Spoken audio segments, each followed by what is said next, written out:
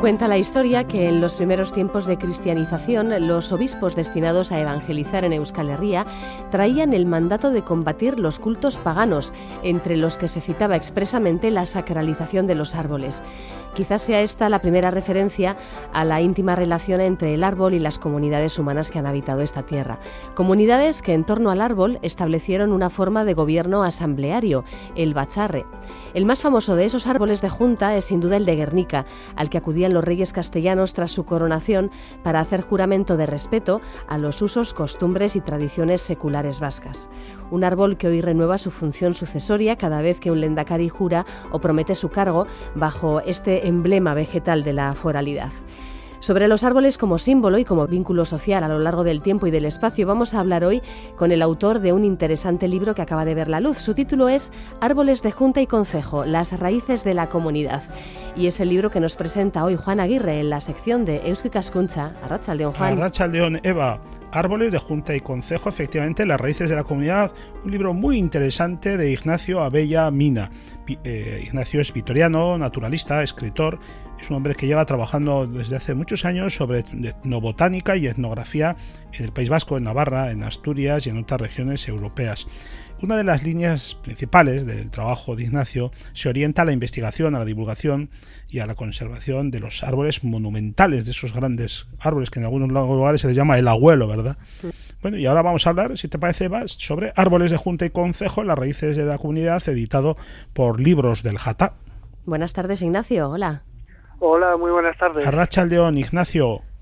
¿Qué tal va eso? Pues muy bien, después de haber leído este libro en el que hemos descubierto las cantidad de funcionalidades que han tenido algunos árboles a lo largo de la historia, porque he hecho la lista y ahí me he encontrado árboles en torno a los cuales se creó una población, que eran los llamados árboles fundacionales. Árboles que ejercen como centro de una comunidad, como centro político, social, los árboles capitales. Árboles que hacen de mojón, de linde separador, el árbol límite. O que sirven de cementerio, el árbol funerario. O los famosos árboles de la libertad que se levantaban después de la Revolución Francesa. O sea que estamos hablando de un fenómeno riquísimo en significados. Exactamente, sí. Es que los árboles en definitiva eran el centro social, el centro neurálgico de muchos de nuestros pueblos. Y todavía, fíjate, hablando de árboles que reunían muchas de estas funciones, pues por ejemplo el tejo de Lekeitio, un tejo ya olvidado, solo queda en el escudo prácticamente de la villa de Lekeitio, y sin embargo tenemos constancia por documentos del siglo XV de que debajo de este tejo se celebraban pues todas las asambleas de los vecinos de Lekeitio en presencia de los ancestros, podríamos decir, porque estaba en mitad del cementerio. Y de esa manera ese árbol, como en muchas localidades se tiene en cuenta, ese árbol ha absorbido de alguna manera a todos y cada uno de los vecinos que han ido muriendo y enterrándose a los pies del árbol y formando una especie de mausoleo vivo casi de alma común del pueblo, ¿no? De manera que, claro, cuando la gente se reúne a su alrededor de uno de estos seres vivos inmensos que a veces alcanzan el milenio de edad incluso, ¿no? Pues se tiene pues la sensación de que están ante un ser sagrado que tiene muchísimas connotaciones, y todo lo dicho debajo de ese ser sagrado, o el árbol, podríamos decir, pues tiene una dimensión especial. No se puede mentir, no se puede todos los acuerdos tienen rubricados debajo de estos árboles, pues tienen un sentido especial, ¿no? Este carácter sagrado que se otorgaba a ciertos árboles viene desde la antigüedad, ¿verdad? Los griegos, los galos precristianos consideraban que los árboles representaban o a los dioses o que eran el habitáculo en el que vivían en un momento dado incluso los dioses. ¿Eso se daba también entre los antiguos pobladores vascos? Bueno, no tenemos constancia de este sentimiento de divinidad, porque la verdad es que también la persecución por parte de la Iglesia fue feroz en ese sentido, ¿no? O sea, se talaban de hecho los árboles sagrados, los árboles, podríamos decir los árboles capitales. Cuando se talaba un árbol de estos, no solo se estaba cortando o erradicando el templo o la cultura, los cultos propios, sino que de alguna manera también era como lugar de la legitimidad jurídica, política y demás. Pues este árbol era esencial para la gente que vivía a su amparo, ¿no? Entonces no nos quedan ni siquiera referencias en el País Vasco o en las inmediaciones de estos significados que podían ir más allá, ¿no? De estos significados como templo. Y sin embargo ya Plinio en el siglo I dice que los árboles eran los primeros templos de la humanidad, ¿no? Y tenemos sí otras referencias entre los nórdicos, en los que consideraban que el árbol Yggdrasil, un árbol mítico, era el tribunal de los dioses y que de alguna manera contenía y sostenía el universo entero, ¿no? Y por ejemplo Carlomagno también, cuando a lo largo de su conquista militar y política y religiosa también, pues lo primero que hacía era cortar el Irminsul, el árbol sagrado de los germanos, una especie de tótem, pues para erradicar un poco la identidad incluso de estos pueblos, ¿no? Sin embargo, la etnografía muestra a determinados ritos, creencias que parecen claramente de origen precristiano y que han llegado hasta nosotros, en fin, hasta por lo menos el siglo XIX o principios del XX. Por ejemplo, pienso eso que hablaba Azcue de talar, de que antes de que talar un árbol había que pedirle perdón, o el hecho de la famosa pareja de Peru y Mari en Mújica, de la que hablaba Barandiarán, ¿verdad? Bajo la que los acuerdos más importantes se firmaban bajo ese árbol que tenido por sagrado. Y desde luego, antes del Concilio de Trento, se sabe que en el País Vasco la gente se casaba y confesaba sus pecados ante un árbol, porque se consideraba que era un testigo válido ante este tipo de sacramentos. Por tanto, ahí hay una pervivencia que parece venir de tiempos precristianos, ¿no? Sí, tienes razón. O sea, por ejemplo, mira, a mí esa frase que comentas, de guk botako zaitugu tabarkatu iguzu, nosotros te derribaremos y perdónanos, ¿no? Las palabras que dirigía un leñador al árbol, ¿no? Pero vamos, podríamos recoger una infinidad de testimonios etnográficos. Hay uno precioso que recoge Echegaray, que dice, es una tradición que había en Vergara, que se llamaba Ildia.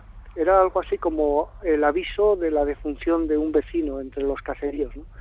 Entonces, había la costumbre era que se iba avisando de un caserío a otro y se decía, ¡eup!, que ha muerto no sé quién, por ejemplo, ¿no? Y entonces, de uno a otro se iban avisando, pero el último tenía que ser un árbol, porque si no, se creía que la desgracia se iba a quedar en el barrio donde había sucedido la desgracia o algo así, ¿no? Entonces, el árbol tenía una serie de connotaciones casi humanas en muchos casos, pero casi divinas en otros casos, ¿no? En cada pueblo, incluso en cada barrio, podía haber creencias, incluso nombres de plantas distintos, de árboles, en realidad nuestra tradición cultural era de una diversidad asombrosa, ¿no? Y el árbol, desde luego, como denominador común, estaba en el centro de todas las vidas, sí, espiritual o religioso, pero también en el universo mágico, en el universo mítico y, por supuesto, en el universo político y jurídico del que hablamos más, sobre todo en este libro, ¿no? El origen de las asambleas de vecinos bajo los árboles o en bosques se pierde en la noche de los tiempos, pero ¿se sabe cuándo empezaron a perder esa función de foros de reunión este tipo de árboles?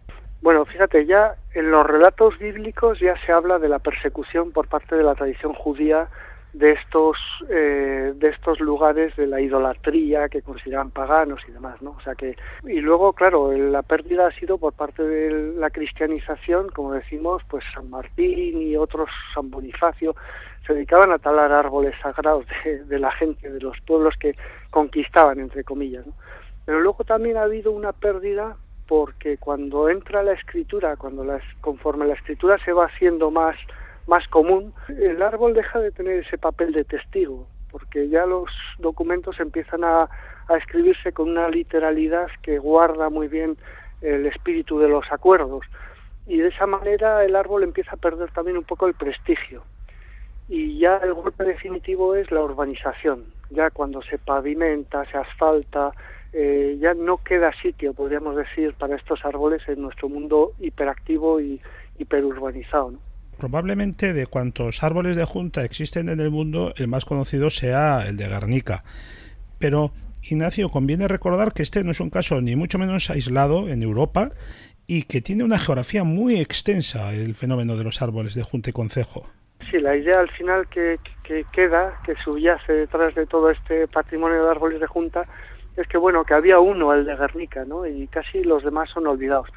pero casi en cada aldea, en cada pueblo, en algunas regiones era, vamos, literalmente en cada pueblo había su árbol de reunión.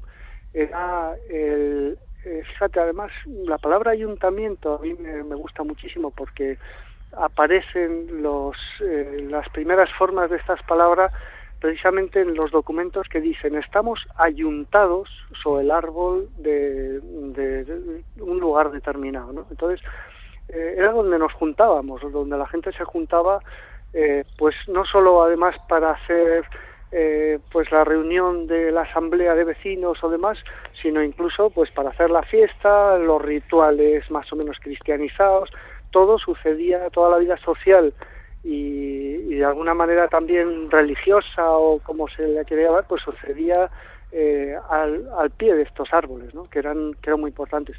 Y fíjate, por poner unas cifras, pues tenemos en la península ibérica unos 100 y pico que podemos constatar que se recuerda que han cumplido estas funciones, ¿no? En el País Vasco unos 30 y pico árboles, ¿no? Donde más se dan es en Asturias, precisamente, pero con una particularidad, que en Asturias hay con gran densidad árboles de junta, pero de junta local, no de merindad o de valle o de territorio. Efectivamente, porque la jurisdicción, al final, esto se trataba de una simbiosis entre la gente y su territorio. Entonces el árbol representaba, por eso luego aparece en el escudo, ¿no? Aparece, bueno, pues en muchos lugares árboles que son como el de Guernica, que tienen jurisdicción sobre una circunscripción tan amplia como todo el señorío, y a su vez pues hay otros árboles de merindades, otros, como muy bien dices, de comarcas, de valles, y sin embargo, sí, en Asturias solo encontramos pues árboles que representan lo máximo una villa, como la de Navia, que tenía su fresno de concejo, pero normalmente son árboles de aldea. Incluso, fíjate, todavía este año tengo noticias de que en San Miguel del Río, un pueblito en la zona de Lena, el árbol sigue sirviendo de reunión del concejo. Los vecinos, cuando tienen que reunirse para cualquier cosa, van donde su tejo y allí tienen su reunión vecinal, ¿no? ¿Qué especies de árboles suelen ser las que más abundan con esta función? Robles, el tejo, por ejemplo, también es un árbol que históricamente ha tenido carácter sagrado, ¿verdad? Pero ¿qué especies podrían ser las más habituales? Pues mira, efectivamente del roble se diría que es el árbol vasco, pero pues por ejemplo tenemos en Álava el peral de Menagaray, tenemos morales en muchas comarcas de Portugal, de Sayago, de Aliste. Tenemos los tejos, sobre todo, pertenecen al ámbito más del arco atlántico, tanto desde Normandía hasta Galicia, hay muchos tejos de reunión, y en definitiva no es algo que tampoco podamos decir en el País Vasco solo había robles, porque eso, tenemos desde ese peral hasta el tejo de Lequeitio, que está muy bien documentado además, y en fin, era como digo, una tradición muy diversa, que apenas se pueden sacar líneas generales, ¿no? Me ha llamado la atención que en Vizcaya, del catálogo que constituye este libro del que estamos hablando, en las páginas relativas a Vizcaya aparecen abundantes árboles de bachar, pero en Guipúzcoa y en Navarra aparecen pocos. Para mí es un misterio esto, porque bueno, vamos encontrando alguno más, o sea, porque conforme se va, a veces se suele decir que bueno, que se encuentra lo que se busca, ¿no? Sí. Y es así, que a veces conforme vamos adentrándonos en actas, y teniendo un poco conocimiento de más tradiciones y tal, pues vamos encontrando nuevos, pero es cierto que a cuentagotas en Navarra, pues solo 3 o 4 podría decirte ahora mismo. En Guipúzcoa, pues menos todavía prácticamente, ¿no? Pero claro, luego a veces pienso que ocurre como con el fenómeno del hórreo, ¿no? ¿Por qué el hórreo se mantuvo en Asturias y con tal pujanza y en cambio desaparece prácticamente en todo el País Vasco, ¿no? Pese a que había estado también muy asentado, ¿no? Como elemento de arquitectura popular. Para mí son misterios que no sabría contestar, ¿no? Con cierta frecuencia en portadas de iglesias navarras aparece como motivo decorativo hojas de roble. Y claro, puede que estas hojas, que estos motivos decorativos, de alguna manera sean una simbolización de árboles concejiles desaparecidos. Sí, porque realmente en estos lugares centrales a los que la Iglesia llega para asentar sus reales y poner su templo, muchas veces sobre las raíces de los árboles que o tala o convive o coexiste con ellos, ¿no?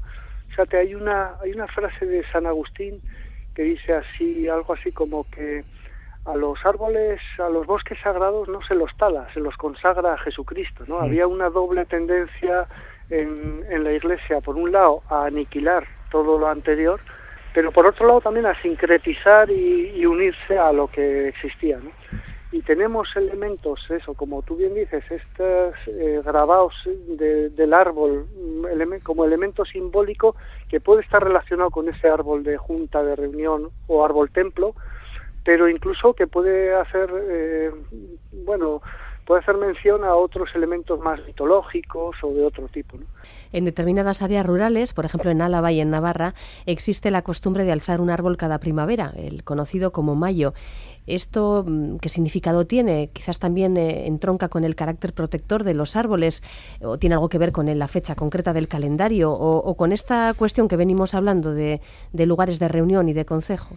Sí, en este caso comparte algunas de los símbolos del árbol de concejo, pero es más complejo porque por un lado se trata de traer según han interpretado muchos etnógrafos y demás, ¿no? Se trataría más bien de traer el espíritu del bosque, de traerlo al pueblo para que de alguna manera sirva de amparo y de protección contra todos los grandes males que se tenían en aquellas épocas, ¿no? En el medievo, porque esto viene de muy atrás.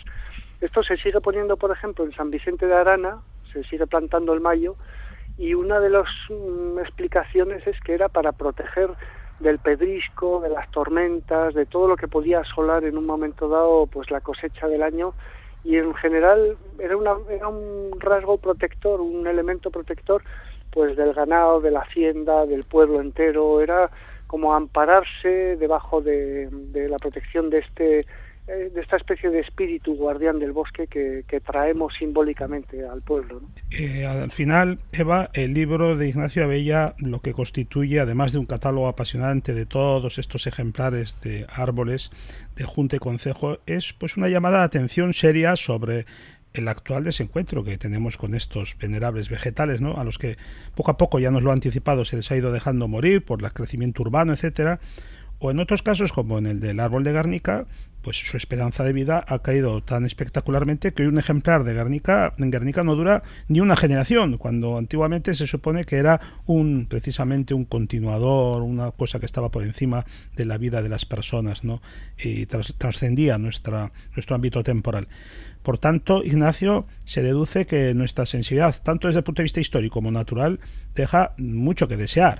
Sí, realmente nos hemos convertido en unos absolutos analfabetos en materia de árboles, de lo que suponen los árboles. Yo pongo un ejemplo en este libro de otras muchas atrocidades y aberraciones, pero que están sucediendo todos los días y en todas partes, ¿eh? O sea, en el País Vasco y en Asturias, en todo un poco, ¿no? Y es el ejemplo del árbol de Leveña. El tejo de Leveña era el tejo de concejo de esta población cántabra, y un árbol muy querido por todos los paisanos, y se preocuparon mucho porque veían que las raíces, que estaban muy superficiales, eran muy pisoteadas porque había muchos visitantes y sufrían mucho las raíces, ¿no? Entonces, cuando llamaron a las administraciones a ver qué se podía hacer, tardaron años en llegar allá, y cuando llegaron vinieron unos operarios y empezaron a cortar una por una todas las raíces para asentar las piedras de un murete que iba a servir de protección al árbol. Yo no sé ni cómo calificar este tipo de tropelías que suceden todos los días con los árboles. Árboles viejos que tienen un sistema radicular extensísimo, mucho más que profundo se extiende, ¿no? Y son pavimentados hasta el mismo cuello. Sí. Esto sucede diariamente en todas partes, ¿no? Entonces hemos perdido hasta esa noción de que un árbol es un ser completo que tiene raíces, tronco y ramas, ¿no? Incluso la parte más visible, las ramas, se les amputan de manera salvaje. Hay muy poco conocimiento de lo que significa un árbol y de lo que significa un árbol viejo, de su biología, de su fisiología, ¿no? Antes de despedir a nuestro invitado, Juan, ¿nos recuerdas la ficha del libro que acaba de publicar? Árboles de Junta y Concejo, las raíces de la comunidad, de nuestro invitado hoy, Ignacio Abella, publicado por Libros del Jata, que yo quiero citar esta editorial, especialmente Libros del Jata, porque es una pequeña editorial independiente de Bilbao, que tiene un catálogo modesto, pero muy interesante, de obras sobre historia natural, recuperando clásicos, etcétera. Recomendable a quien le guste estos temas, que eche una ojeada a su página web, Libros del Jata. Gracias, Ignacio. Hasta otra ocasión. Un saludo. Un abrazo. Hasta pronto, Ignacio. Hasta pronto. Hasta luego.